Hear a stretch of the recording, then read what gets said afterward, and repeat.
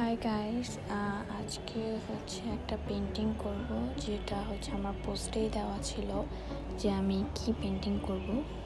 তো ফার্স্টে হচ্ছে আমরা ব্ল্যাক কালারটা পানির সাথে মিশিয়ে নিব, কারণ কি বলে আচ্ছা যে মনে নাই, কারণ ব্ল্যাক কালারটা পানির সাথে মিক্সড করলে সেটার পিগমেন্টটা ভালো হয়, এবং আমার মনে হয় যে কালারটাও কম লাগে। দেন হচ্ছে ওটার সাথে ব্লু অ্যাড করে আমরা সেই পেপারে উপরে এবং নিচে ব্রাশ করে নেব।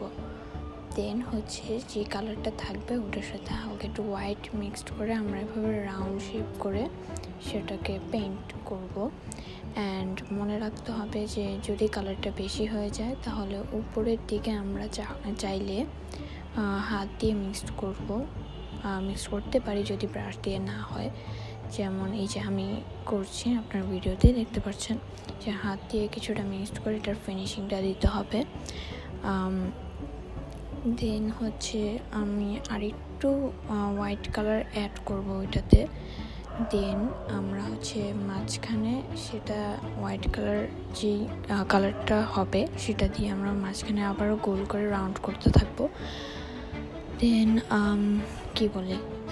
দেন আমরা হচ্ছে মুনটা আঁকবো, যেটা হচ্ছে হোয়াইট কালার দিয়ে আমরা পুরোটা ফিল আপ করবো। দেন ইয়েলো কালার পাশে দেবো, বাট প্লিজ এটা করতে চান না, পুরো 12টা বেজে গেছে আমার আর্টের।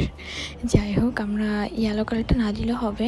আমি এটার সহজ উপায় হচ্ছে হোয়াইট কালার দিয়ে দেন হচ্ছে আঙুল দিয়ে চারপাশে স্মাচ করলেই হচ্ছে আমাদের চাঁদের যে আলোটা সেটা পাওয়া যাবে। ইয়েলো কালার ভুলেও দিয়েন না প্লিজ। দেন মাঝখানে আবার ইয়েলো কালার অ্যাড করে দেবেন। দেন হচ্ছে আমার আর্টে হচ্ছে কিছু গাছপালা ছিল আশেপাশে, সেটা আমরা ফার্স্টে ব্ল্যাক কালার দিয়ে করব।